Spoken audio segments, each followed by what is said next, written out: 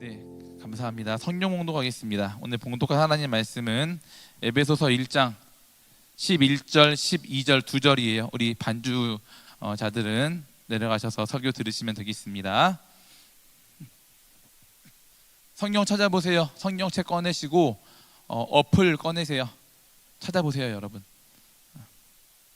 찾아보십시오.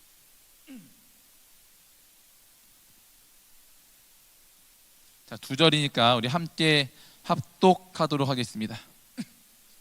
짧죠? 시작. 모든 일을 그의 뜻의 결정대로 일하시는 이의 계획을 따라 우리가 예정을 입어 그 안에서 기업이 되었으니 이는 우리가 그리스도 안에서 전부터 바라던 그의 영광의 찬송이 되게 하려 하심이라. 아멘. 네, 반갑습니다. 다시 오늘부터 웨스트민스터 소요리 문답 함께 설교 나누도록 하겠습니다. 오늘은 7문답인데 제가 여러분 보시면 아시겠지만 1, 2, 3, 4, 5, 6, 7을 다 하는 건 아니에요. 중복되는 게 있거든요. 그런 건 빼고 지난번에 제가 4문답 했어요. 이번엔 7문답으로 넘어온 겁니다. 7문답은 우리가 믿는 하나님이 어떤 일을 하셨는지, 즉 하나님이 하신 일에 대한 문답이 되겠습니다. 우리 제목부터 한번 볼까요? 제목은 이래요. 하나님의 잠깐만, 제 복장이 좀 편하죠 오늘? 이 복장은 뭐냐면 여러분들이 스승의 주일날 선물 주신 옷이에요. 주셨는데 또 입고 와야 되지 않겠습니까? 그래서 예배 시간에 한번 입고 설교하고 있습니다. 자, 넘어갈게요. 질문답 하는데 제목 함께 읽어볼게요. 자, 괄호까지 읽어봐요. 시작. 하나님의 작정 1, 하나님의 뜻대로. 이게 오늘의 제목 되겠고요. 7문답 우리 함께 보기 전에 제가 설명을 좀 해드릴게요. 제가 조금 정신이 없네요. 하나님이 하신 일에 대한 건데 7문답부터 12문답까지가 하나님이 하신 일이 무엇인가, 하나님이 어떤 일 하셨나 요 얘기하고 있습니다. 우선은 7문답과 8문답은 하나님의 작정 얘기예요. 이게 여러분 말이 어려운데 설명드리면 하나도 안 어려워요. 9문답, 10문답은 뭐예요? 하나님의 창조, 특별히 인간의 창조에 대해 얘기하고 있고, 그 다음에 다음 두 개 11문답, 12문답은 하나님의 섭리에 대해서 얘기하고 있습니다. 작정, 천지창조, 섭리, 이 세 가지가 하나님이 하신 일이다. 이렇게 세 가지입니다. 여기 대해서 알아볼 건데 오늘은 하나님의 작정에 대해서 알아볼 거예요. 얘기를 듣자 하니까 이제 이런 얘기가 들려요. 목사님, 웨스트민스터 소요리 문답이 어렵대요. 그냥 목사님 소요리 문답 말고 그냥 평소 설교하던 대로 해주시면 안 될까요? 라는 얘기가 적지 않게 들려와요. 이렇게 제가 연초에 했던 얘기 기억할지 모르겠어요. 하나님 알고 믿자고. 우리가 누군가를 믿는데 이 대상이 어떤 분인지, 과연 믿을 만한 분인지, 여러분 인생 맡기는 거잖아요. 지금 믿을 만한 분인지 알고 믿어야 될 거 아니에요. 내가 모태신앙으로 태어나서 보물 적부터 믿어왔기 때문에 그냥 엄마 아빠 믿으니까 나도 믿지, 이거 말고 여러분이 하나님을 아냐고 묻는 거예요. 지금 하나님이 무슨 일 하셨는지 아냐고요. 믿는데 알고 믿자라는 겁니다. 알고 믿자. 소요리 문답 어렵지 않아요. 이거 그 당시 사람들이요, 소요리 문답, 소와 아이들, 어린 아이들 가르치려고 작성한 문답이에요. 어른용은 대요리 문답이라고 있어요. 여러분 성인이잖아요. 대학 공부 다 마쳤잖아요. 충분히 집중만 하면, 제가 너무 쉽게 설명하기 때문에 다 알 수 있어요. 그러니까 여러분 집중하시고 잘 들으시기 바랍니다. 작정은 조금 내용이 많아서 오늘 한번 하고 두 번 더 할 거예요. 오늘은 기초할 거고요. 그 다음 주는 조금 깊게 들어가 보도록 하겠습니다. 이제 여러분 궁금해하는 거 있잖아요. 모든 게 하나님의 예정대로 된 거면, 계획대로 된 거면 우리 로봇이냐? 이런 질문 있잖아요. 그거 한번 다음 주에 할 거니까 오늘은 기본에 대해 얘기합니다. 7문답, 작정의 뜻이 무엇인가부터 한번 읽어봅시다. 제가 질문을 읽으면 여러분들이 한번 이 대답을 읽어보세요. 하나님의 작정은 무엇입니까? 그의 영원한 목적으로 그의 뜻의 논의에 따른 것인데 자신의 영광을 위하여 되어가는 모든 일들을 미리 정하신 것입니다. 잠깐만요. 준규 형제 앞으로 나오세요. 거기 뒤는 지금 막아놨잖아요. 일로 오세요. 오셔서 예배 드리세요. 거기 예배 안 돼요. 거기는.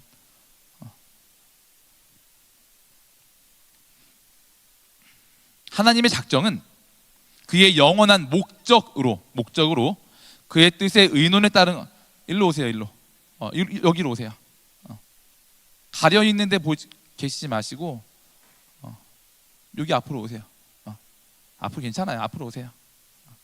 지난 주일날 어른 해피데이 때 오신 분이에요. 저랑 주중에 좀 만났는데 거기 앉으세요. 네, 예배 드리세요. 거기서. 네. 그의 뜻의 논의에 따른 것인데 자신의 영광을 위해서 되어가는 모든 일들을 다 미리 정하신 것이다. 이게 작정이래요. 작정의 정의가 어디 나와 있죠? 맨 밑에 줄에 나와 있죠? 되어가는 모든 일들을 미리 정하신 것이다. 정하신 것. 하나님이 미리 계획하셨다라고 볼 수 있겠죠. 미리 계획하셨다. 이게 작정입니다. 작정. 그러니까 쉽게 말하면 작정은 곧 하나님의 계획이라고 할 수 있는 거예요. 계획. 그죠? 미리 정하신 거니까 계획이다. 자, 작정은 곧 계획이다. 요거 머리에 담아두시고 오늘 본문 말씀 읽어볼게요. 11절 시작. 모든 일을 그의 뜻의 결정대로 일하시는 이의 계획을 따라. 오늘 본문이에요. 모든 일을 그의 뜻의 결정대로 일하시는 이의 계획을 따라. 이게 작정인데 여기서 모든 일을 그의 뜻의 결정대로 일하시는 이분이 누구예요? 모든 일을 자기 뜻의 결정대로 일하시는 분이에요. 자기 마음대로 하시는 분 누구죠? 하나님이죠. 이분은 하나님이에요.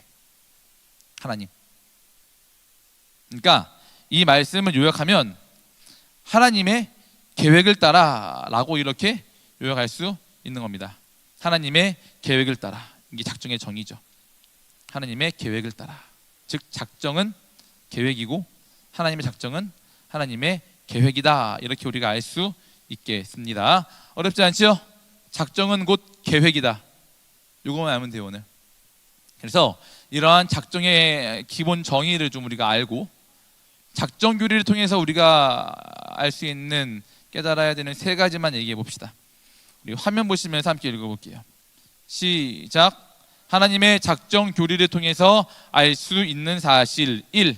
하나님은 계획, 작정하는 신이시다라는 겁니다. 하나님은 계획하는 신, 작정하는 신이신데 어떤 신이신가 하면 계획하는 신, 작정하는 신이라고 해요. 요걸 이제 우리가 작정은 곧 계획이다라는 걸 알면 이제 정리가 되는 거예요. 우리 맨 처음에 저랑 이거 봤죠. 7, 8문답은 뭐고 9, 10문답은 뭐고 11, 12문답은 뭐고 요거 함께 봤는데 보세요. 하나님이 처음에 천지를 창조하셨어요. 창조하셨는데 창조보다 더 먼저 한 일이 있다는 거예요. 창조보다 더 먼저 한 일이 있다. 뭐냐면 바로 작정이다. 작정을 먼저 했다는 겁니다. 즉 계획을 한 거예요. 실행하기 전에 계획을 미리 세웠다는 겁니다. 하나님이 계획. 무슨 계획이냐면 이런 계획이죠. 내가 세상을 창조해야겠다라는 그런 계획을 세우셨습니다. 사람을, 동물을 만들고 하늘도 만들어야겠다. 그 하늘에 해랑 달이랑 별 만들어서 하늘에 달아나야겠다. 이런 계획을 세우신 거예요. 하나님이. 창조 전에 작정. 그래서 먼저 7, 8문답의 작정이 먼저 나오는 거고 작정하신 대로 실행하신 천지 창조가 나오는 겁니다. 이러한 작정을 하시고 즉 계획하시고 창조하시고 그 다음에 뭐 하셨어요? 섭리 나오죠. 섭리는 뭐예요? 하나님이 창조하셔놓고 그냥 방치하시면 되겠어요? 여러분 집이 있는데 그 집을 사람이 살면은 더 관리가 잘 되겠죠. 쓸고 닦고 하니까 그냥 놓으면 먼지 쌓이고 더 빨리 허물어진다는 건 그 정도 아시죠? 방치하면 안 돼요. 관리하고 보존하고 다스려야 돼요. 하나님이 창조하신 이 창조 세계를 다스리시고 보존하시는 그 일을 섭리라고 하는 겁니다. 어렵지 않죠? 계획하셨어요. 창조해야겠다. 계획하신 대로 창조하셨어요. 창조하신 세상을 다스리고 계세요. 작정, 창조, 섭리입니다. 여러분 맨날 섭리 뭐 이렇게 막 말하는데 섭리가 그런 뜻이에요. 섭리다. 혹시 이렇게 생각하는 분 있을 수 있겠어요? 하나님은 전지하시고 전능한 분이신데 뭐하러 작정하시지? 뭐하러 계획하시지? 전능하시고 전지하신 분이시니까, 완전하신 분이시니까 그런 선 작업 없이 그냥 뭐 금나와라 뚝딱처럼 이렇게 창조되라 뚝딱 할 수 있는 거 아니에요? 그럼 샥 나오는 거 아닙니까? 그렇게 안 하시고 왜 계획하셨을까? 라고 생각하는 분이 있을 수도 있는데, 여러분 그렇지 않아요? 반드시 계획이라는 절차가 있어야 되는 겁니다. 반드시, 무조건, 꼭. 왜냐하면 여러분 계획이라는 건 뭐냐면, 계획은 아무나 할 수 있는 게 아니거든요. 계획은 누가 할 수 있어요? 계획은 지혜와 이성을 가진 고등한 존재만이 할 수 있는 게 계획 세우는 겁니다. 동물들이 계획 세울 수 있나요? 동물들은 본능대로 살아요. 내키는 대로. 똥 싸야지, 밥 먹어야지, 자야지, 짖어야지. 사람은 그렇지 않잖아요. 생각하잖아요. 생각. 예를 들어 뭐 지금은 시험 시즌 아니지만 이제 기말고사 남았죠. 다가오면 여러분 뭐 세워요? 시험 일정이 언제네? 범위는 어디까지네? 그러면은 내가 계획 세워서 1페이지부터 100페이지까지는 오늘 한번 쭉 읽고, 내일은 100부터 150까지 또 한번 쭉 읽고, 계획을 세우잖아요. 물론 계획과 실행은 같지 않아요. 계획한다고 다 실행하는 건 아닌데 계획은 세우지 않습니까? 저도 계획을 세워요. 설교 준비할 계획을 월요일날 본문을 잡아가지고 읽고 뭐 3분의 1 쓰고 한 번도 지킨 적 없어요. 그러나 계획은 늘 세운다. 늘 세운다. 일할 때도 그렇잖아요. 직장인들. 저는 이렇게 업무 계획서가 늘 있어요. 계획 세우는 거 굉장히 좋아해요. 혈액형으로 따지면 A형이고 또 J거든요. J. 굉장한 J예요. 그래서 계획을 다 이렇게 세워 놉니다. 이게 어떻게 가능하냐? 사람은 고등한 존재, 지혜와 이성을 가진 고등한 존재이기 때문에 계획을 세우는 거죠. 자, 그렇다면 여러분 하나님으로 가볼게요. 하나님 어떤 분이세요? 인간만큼 지혜로우시죠? 인간보다 훨씬 지혜로우시죠? 인간의 지혜와는 비교조차 할 수 없는 지혜의 근원, 지식의 근원이 하나님이시잖아요. 모든 지혜와 지식이 하나님께 있어요.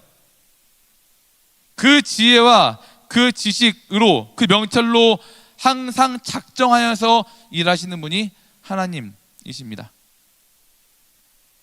여러분, 우리가 지혜로운 존재인데, 지식이 있는 존재인데 이거 누구한테서 온 거예요? 하나님께로부터 있는 걸 우리한테 주신 거 아닙니까? 하나님께서 천지를 창조하실 때, 사람을 창조하실 때 우리의 형상대로 우리가 창조하자라고 했는데 그게 겉모습을 말하는 게 아니에요. 하나님은 겉모습이 육이 없으시잖아요. 영이시잖아요. 하나님의 형상대로 지음받은 것 중에 하나님의 지혜도 우리에게 일부 온 거예요. 그게 하나님의 형상대로예요. 지혜도 그 중 하나다. 그래서 하나님처럼 완벽하지는 않지만 일정 정도의 지혜가 있어서 계획하는 존재가 우리 인간인 겁니다. 이렇게 하나님은 작정, 즉 계획하는 분이십니다. 한 8년쯤 됐네요. 우리 교회 건축한 지가. 여기가 16년도에 건축돼 가지고요. 그 해 말에 임직식이 했어요. 8년. 청라는 19년도에 지어 가지고요. 19년 9월 29일 날 거기 이제 입당식 및 저기 임직식 그렇게 하고요. 여기가 350평, 저기 1000평. 여러분 이거 건축할 때 어떻게 건축했을까요? 그냥 아무나 사람 사가지고 그냥 마음대로 지어주세요. 이렇게 했을까요? 절대 아니죠. 다 계획이 있는 겁니다. 계획. 대회당은 몇 층에 의자 몇 개로 할까? 높이 강단은 몇으로 할까? 중 2층으로 할까? 중 3층으로 할까? 교육관은 어디에 놓을까? 주차장은 몇 개 차 들어갈 수 있을 정도로 해놓을까? 이걸 다 여러 사람이 여러 번 수십 번 모여서 회의를 거쳐서 결정된 것. 계획된 걸 가지고 반영해서 건축한 게 이 건물인 겁니다. 보세요. 우리 부평 350평도 겨우 요 작은 예배당 하나도 건축 전에 여러 번 모여서 계획하고 수정하고 계획하고 수정하고 또 수정하고 또 수정하고, 그렇게 청라도 마찬가지로 그렇게 했는데, 이 작은 예배당 하나도 그런 여러 작업이 먼저 수반되어서 이루어진 거라면 천지의 창조라는 어마어마한 이 창조의 일이 이루어지는데 하나님이 계획 없이 무계획적으로 될 대로 되라 뿅 이렇게 하실 일은 없잖아요. 계획하셨다. 계획. 그 계획을 따라 하나님은 계획하는 신이시다, 작정하는 신이시다 라고 하는 겁니다. 자, 두 번째, 이 작정 교리를 통해서 알 수 있는 사실 두 번째, 이 말씀은 지나갑시다. 자, 읽어봐요. 하얀 글씨만 시작. 하나님이 작정하신 일, 즉 계획하신 일은 반드시 이루어진다는 걸 알 수 있습니다. 방금 읽은 7문답을 보시면 하나님의 작정은 그의 영원한 목적으로 라고 되어 있습니다. 목적으로. 제가 방금 설명하면서 하나님의 작정은 곧 계획이다 라고 말씀을 드렸죠. 작정은 곧 계획입니다. 여기서 뭐라 말해요? 작정이 곧 목적이다 라고 말해요. 여러분, 계획하고 목적은 다르죠. 시험을 앞둔 학생이 시험 공부 계획 세웠어요. 아까처럼 1페이지부터 100페이지까지 내가 3번 봐야지 계획을 했는데 잘 세웠어요. 계획대로 하면 A뿔이에요. 근데 몸이 너무 아픈 거예요. 막 감기 몸살이 찾아온 거예요, 나한테. 그래서 도저히 공부할 수가 없어요. 숟가락 들 힘도 없는 거예요. 그래서 공부 때려치고 잠부터 자자, 내 건강이 먼저다 해가지고 잠을 잤어요. 이건 어떻게 된 거예요? 계획은 했는데 목적 달성하지 못한 거죠. 계획만 잘 세웠을 뿐 목적 달성엔 실패한 겁니다. 이렇게 사람은요, 그 계획과 목적이 별개예요.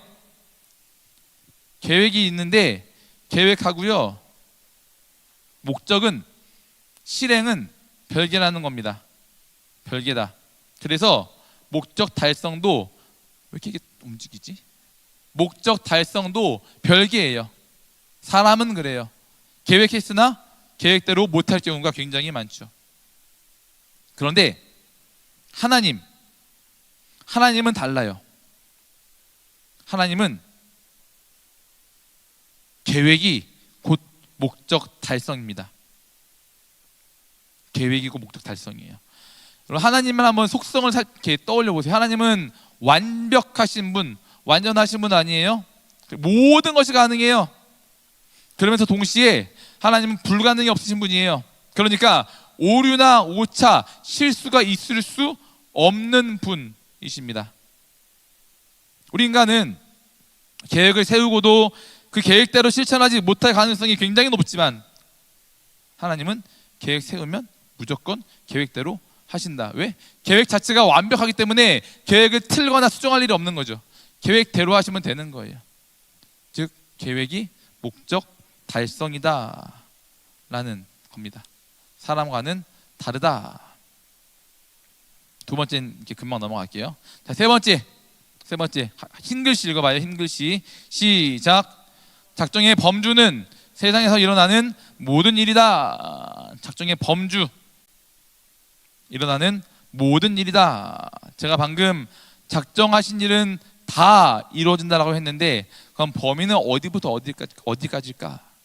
우리 1장 11절 본문 말씀을 한 번 더 읽어볼게요. 시작.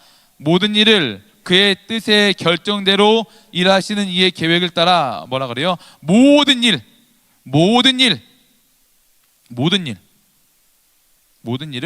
그의 뜻의 결정대로 일하신다. 우리 7문답 제가 한번 읽어볼게요. 맨 밑에 줄. 되어가는 모든 일들을 미리 정하신 것이다. 이게 작정이다. 되어가는 모든 일.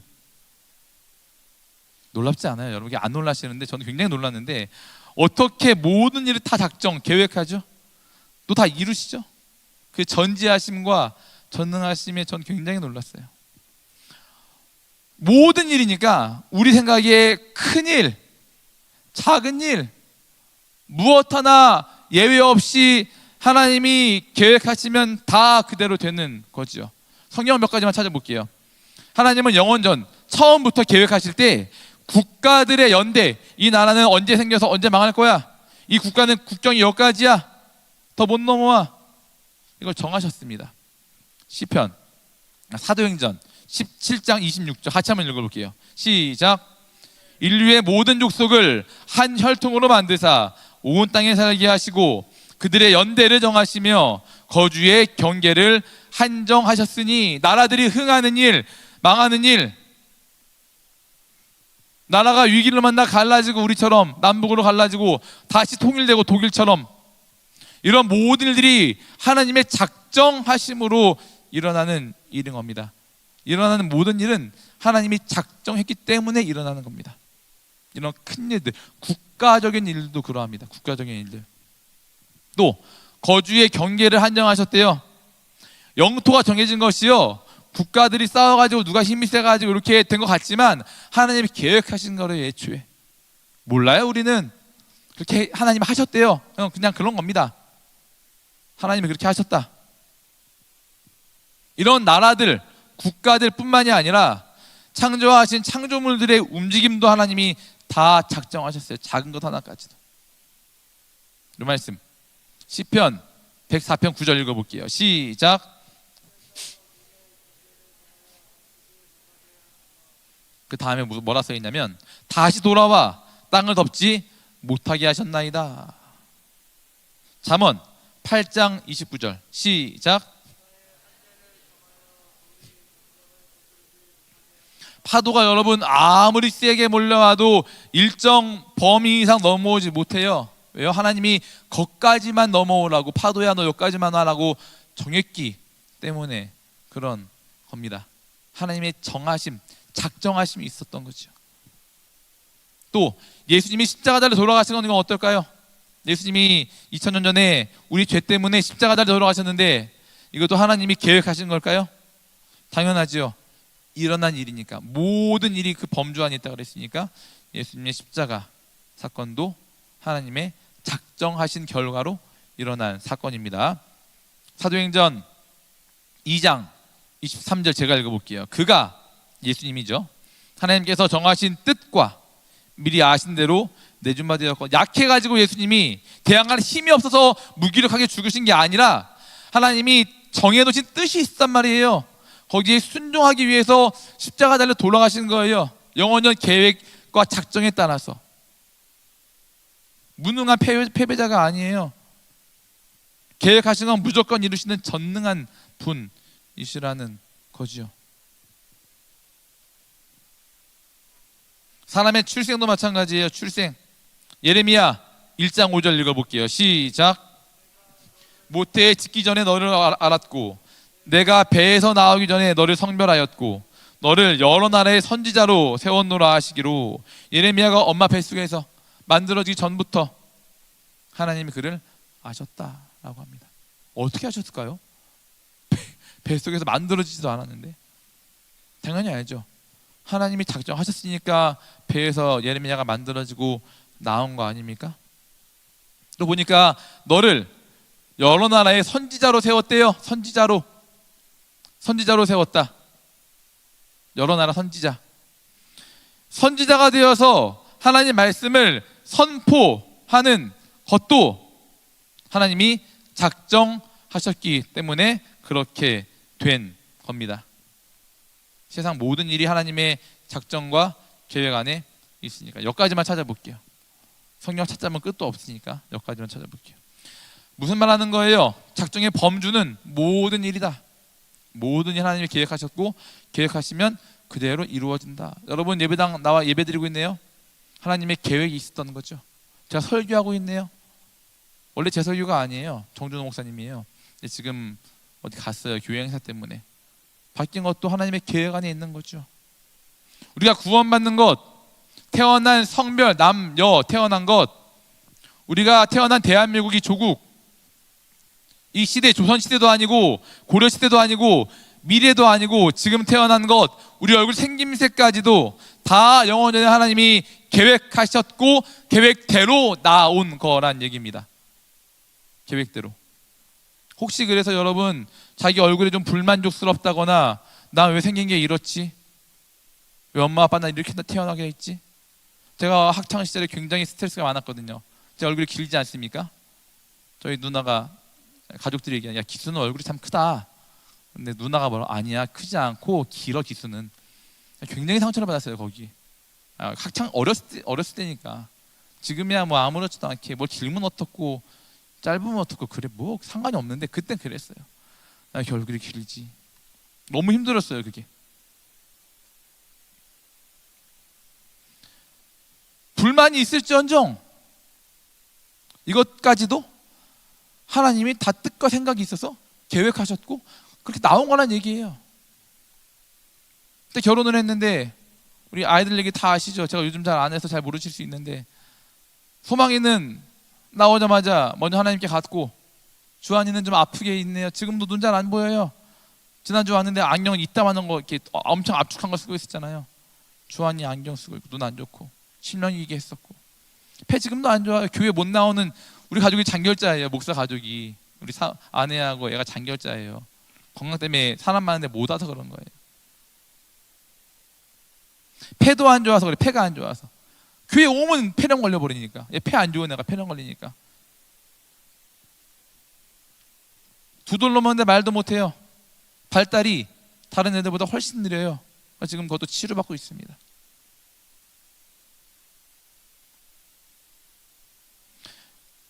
목사 가정이 이런 상황임에도 불구하고 혹시 여러분 제가 그거 가지고 좀 불안해 보인다거나 걱정이 막 많아 보인다거나 그렇게 보이던가요? 그렇지 않아요. 걱정 안 하진 않죠. 그러나 막 과하진 않아요. 왜요?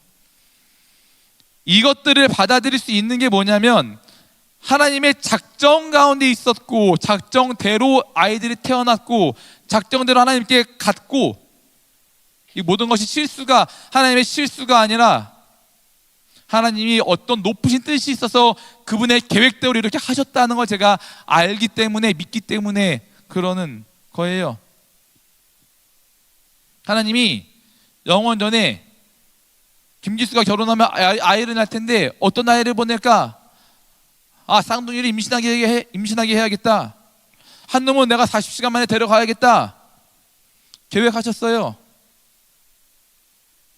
그걸 알기 때문에 믿고 감사하고 받아들이고 버티는 겁니다. 하나님이 생각이 있으시겠지. 난 다 할 수 없지만 전능하시고 전지하신 분이 그렇게 하셨다면 뭐 받아들이는 수밖에 없잖아요. 여러분도 마찬가지예요. 태생적으로 타고난 것에 불만 있는 사람이 있을 거예요. 우리 집은 이렇게 가난하지? 왜 우리 부모님은 이렇게 막 술에 쩔어가지고 살지? 왜 우리 부모님은 하루가 멀다 하고 막 다 때려 부수고 싸우지?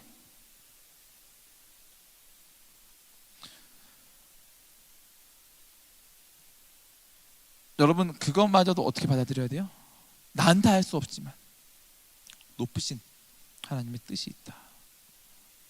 여러분 얼굴 마음에 안 든다고 수술하지 마세요. 정말 여러분 제가 연예인들 보면 진짜 많이 안타까워요.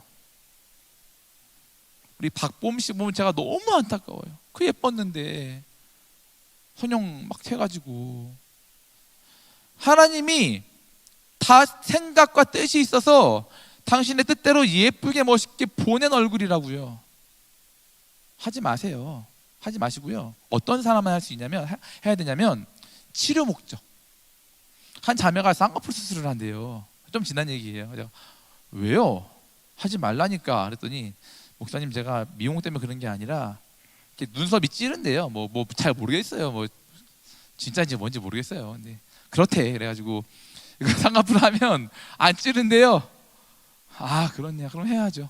그런 거 말고는 저희 누나가 어렸을 때 막내 누나가 화상을 당했어요. 그래서 좀 쭈글쭈글해요 얼굴이. 여기까지 그래요. 우리 누나 성형해도 돼요? 안 돼요? 해야죠. 이런 경우는 의학이 발달했으니까 이럴 때 쓰라고 의학이 있는 거예요. 근데 안 하고 잘 살고 있어요. 애기 낳고.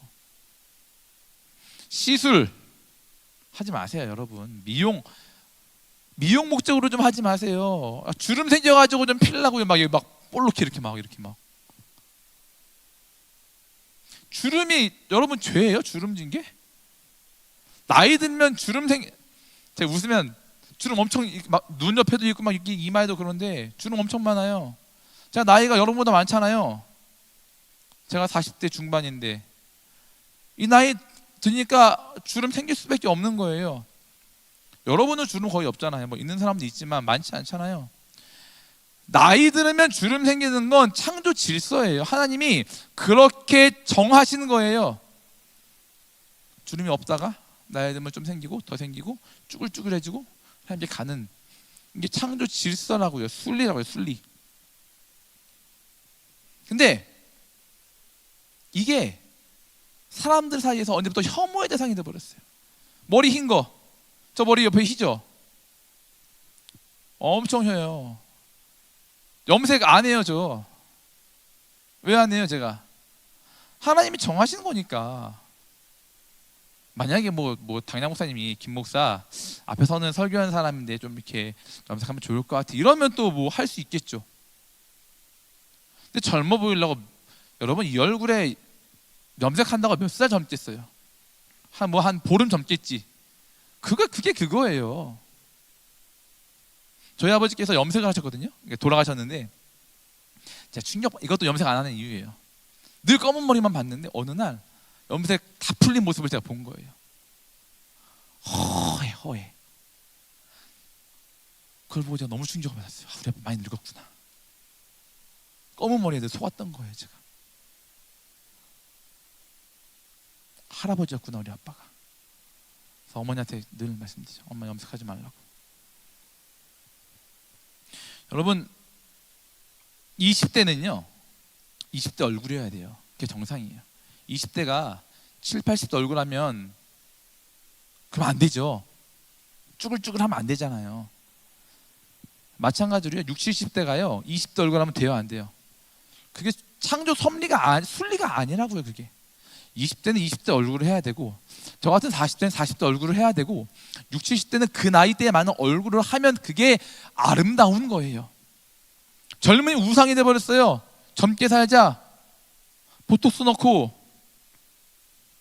주름 다 펴고. 여러분 젊음이 우상되면 안 돼요. 탐욕이에요. 탐욕. 순리대로 하나님이 작정하신 대로 사는 게 그게 신자다운 삶이고 그게 아름다운 삶입니다. 설교 마치면서 제가 우리 5교구 얘기하고 좀 마칠게요. 요즘에 우리 5교구, 제가 교육국하고 5교구 같이 맡고 있잖아요. 5교구 성도들이 요즘에 애를 많이 낳고 있어요. 여러분 소식 들었나요? 우리 서보미 자매, 서보미 그리고 이지승 거기 아기 낳았어요. 아들 채호. 여러분 모르는 분이 있었다면 연락하셔가지고 축하해 주시기 바래요. 내일은 우리 그 박성현 집사님, 서단비 권찰님 그 가정이 둘째 낳거든요. 한 100일 정도 전에. 혜든이 아들인데 신생아 축복기도 받으러 2부에 배워요. 여러분도 곧 가격하게 애가 날 거예요. 요렇게 제가 5교구젠 우리 성도들 가정으로 신방하러 가면은 이렇게 임신한 가족들은 배가 이렇게 막 이렇게 불러 있어. 이렇게 팍 터질 것 같아요. 이제 만삭 정도 됐으니까. 그리고 그런 집에는 어김없이 애기 물품으로 가득 차 있어요. 진짜로 애기 물품 다 있고요. 요런 데 모서리 부딪히지 말라고 다 이렇게 쿠션 같은 거 다 해놓고요. 쫙 해놓고 바퀴 달린 거 있어가지고 1층에 기저귀, 2층에 뭐 분유, 3층에 손수건, 4층에 뭐 로션이 쫙 완비돼요. 완비. 차에 가면은 카시트가 딱 하니 있어요. 집이 애기 버전으로 싹 바뀐 거죠. 완전 탈바꿈한 거죠. 기저귀는 뭐가 제일 좋은 건지. 하기스가 제일 좋아요. 하기스 여러분 제일 비싸요. 분유 뭐가 제일 좋아요? 분유 모르겠어요. 아내가 사가지고 잘 모르겠는데, 제가 태어나지도 않은 아기를 보면서 이 아기를 위해서 벌써부터 이것저것 준비하고 있는 우리 5교구 식구들을 딱 보면서 하나님의 작정이 이와 같은 것일 수도 있겠구나 라는 생각을 했어요. 뱃속에 있는 이 아기는요 아무것도 몰라요. 아무것도. 태어나게 되면 나 뭐 먹고 살아야 되지? 나 옷은 어떡하지? 빨가벗고 나오는데? 나 똥 싸면 어떡하지? 아무 능력도 없고 계획도 없고 생각도 없는 애예요. 아기는. 그런데 걱정할 필요 있어요? 없어요? 필요가 없어요. 왜요? 부모가 태어나기 전부터 알아서 다 사전 시장 조사해가지고 다 준비 완료해놨거든요. 다. 부모가 아기가 나오기 전부터 필요한 모든 걸 최선을 다해서 다 준비했기 때문에 걱정할 필요가 없는 거죠. 이러한 엄마 아빠의 수고와 사랑 덕분에 아기는 아무 걱정 없이 세상을 살 수 있는 겁니다. 우리 하나님이 마찬가지예요. 하나님도 마찬가지다.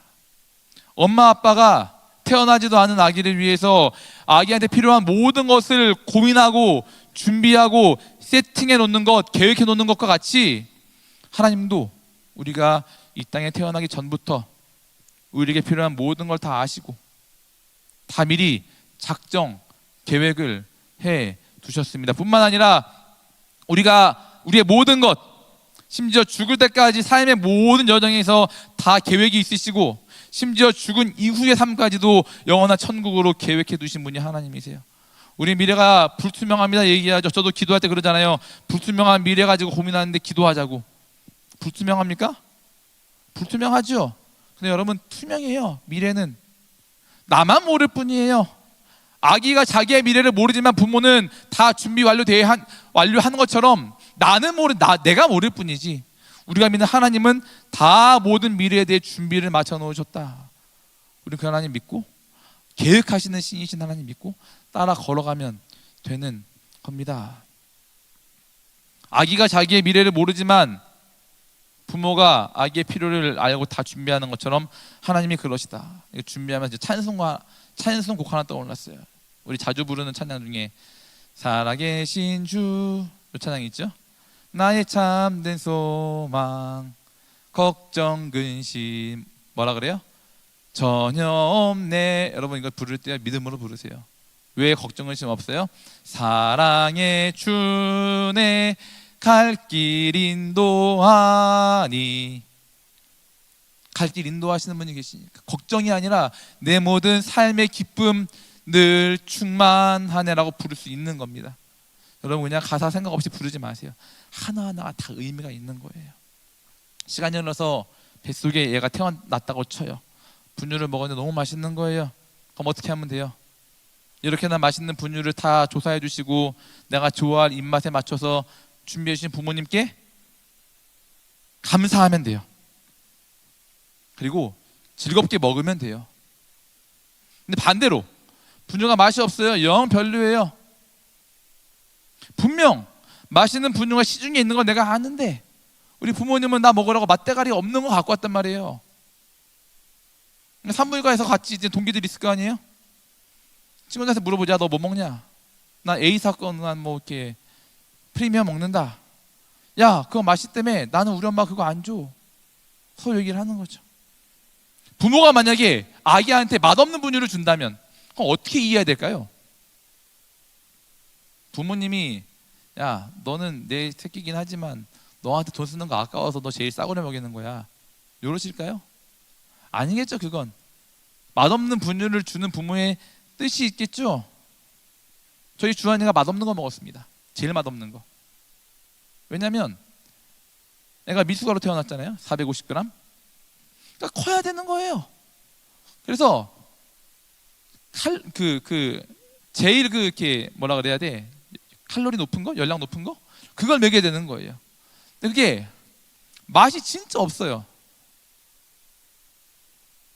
근데 나는 걔한테 맛있는 거 주고 싶은데 맛있는 거 먹으면 몸무게가 안 느니까 이게 자라야 되는데 이 신장 기관들이 그걸 줄 수 없는 거예요. 근데 주한이가 엄마, 아빠 왜 나 맛없는 거 줘요? 라고 투정부린들 부모의 기쁜 뜻을 알 수 있겠습니까? 몰라요. 주한이는 모르지만 부모는 다 계획이 있어서 맛없는 걸 줄 수밖에 없는 거예요. 그 아이를 위해서. 마찬가지예요. 인생을 살면서 여러분 맛있는 분유 먹는 것처럼 좋은 일이 생긴다면 기뻐하시면서 즐기시면 돼요. 하나만 더 합시다. 감사하십니다. 하나님께. 아, 하나님이 좋은 분유 주시는구나. 얘를 이렇게 비유죠. 비유. 좋은 분유 주시는구나. 혹시 인생을 살면서 주한이가 먹는 분유처럼 맛대가리 없는 분유, 먹으면 씁쓸하기만 한 그런 분유 먹는 것처럼 쓰디쓴 인생을 사는 분 계세요? 그럼 그때 어떤 생각 가져야 돼요? 나는 이렇게 재수가 없나 인생이. 되는 거 하나도 없고 하나님은 도대체 나 인생을 어떻게 계획해 놓으신 거야? 이게 아니에요. 김기수 목사가 자기 아들한테 맛없는 분유를 줄 수밖에 없는 이유가 있었지. 하나님 나에게 지금 이 타이밍에 이렇게 쓴 인생을 살게 하시는 이유가 있을 것이야. 나는 다 모르지만 높으신 하나님, 완전한 지혜를 가지신, 모든 일을 작정하신 하나님께서 그렇게 나에게 허락하신다면 나는 다 모르지만 하나님의 계획하심이 있겠구나. 김기수 목사가 아이 살 빨리 찌게 하는 것, 그거 계획해서 맛없는 거 주는 것처럼 하나님이 뭔가 계획이 있으시겠구나. 이렇게 받아야 되는 거죠. 하나님 여러분 사랑하세요. 그리고 사랑하셔서 잘 되기 원하시고요. 계획을 다 세워놓으셨어요. 단지 나만 모를 뿐. 그래서 믿음이 필요한 거예요. 하나님이 믿을 만한 분이시라는 걸 알려드리는 거고요. 제가 설교 마치면서 제가 찬송 하나 찾아왔어요. 날마다라는 찬양 아세요 여러분? 날마다 숨쉬는 순간마다 내 앞에 어려운 일 보내. 이 찬양은 우리가 어려운 일을 만나지만 그것들 넉넉히 이길 수 있다라는 그런 가사의 찬양입니다. 어려운 일들을 어떻게 이길 수 있나요? 2절 가사에 그 답이 있는데요. 2절 가사, 어린 나를 품에 안으시사 항상 평안함 주시도다. 이런 가사가 이렇게 있죠. 내가 살아 숨을 쉬는 동안 살피신다 약속하셨네. 하나님이 너 살아 숨 쉬는 동안 내가 너 살필 거야. 영원전에 작정하셨어요. 그래서 내가 고통스러운 삶을, 잘 안 풀리는 삶을 살아도 내가 기뻐하며 받아들일 수 있는 겁니다. 우리 찬양 부르시면서 하나님의 계획, 작정, 약속 한번 떠올려 봅시다. 날마다 숨 쉬는 순간마다 자막 좀 띄워주세요. 날마다 숨 쉬는 순간마다 내 앞에 어려운 일보 주님 앞에 이 몸을 맡길 때 주님 앞에 이 몸을 맡길 때 슬픔 없네, 두려움 없네. 주님의 그 자비로운 손길,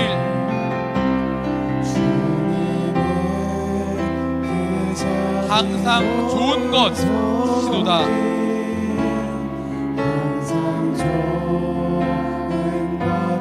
사랑스레 아픔과 기쁨을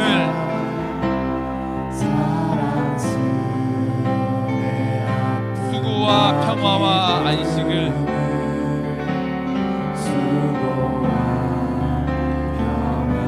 여러분 눈 한번 감아 보실래요? 눈 감아 보세요. 제가 2, 3절은 가사를 불러드릴 테니까 여러분 눈 감고 가사를 한번 음미하시면서 불러보시기 바랍니다.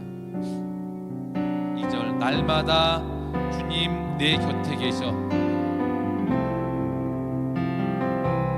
날마다 주님 내 곁에 계셔.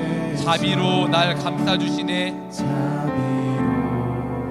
날 감싸주시네. 주님 앞에 이 몸을 맡길 때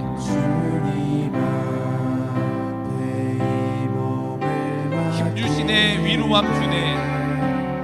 힘주시네. 위로함 주네. 어린 나를 품에 안으시사 어린 하나님의 품 안에 내가 안겨있다는 상상으로 찬양해 보십시오. 항상 평안함 주시도다. 내가 살아 숨을 쉬는 동안 살피신다 약속하셨네. 살피신다 약속. 3절입니다. 인생의 어려운 순간마다 인생의 어려울 때 하나님의 작정을 떠올리는 거예요. 주의 약속 생각해보네. 주의 약속 생각해. 내 맘속에 믿음 잃지 않고 내 맘속에 믿음 잃지 말씀 속에 위로를 얻네. 말씀 속에 도우심 바라보며 주님의 도우심 바라보 모든 어려움이 기도다. 흘러가는 순간순간마다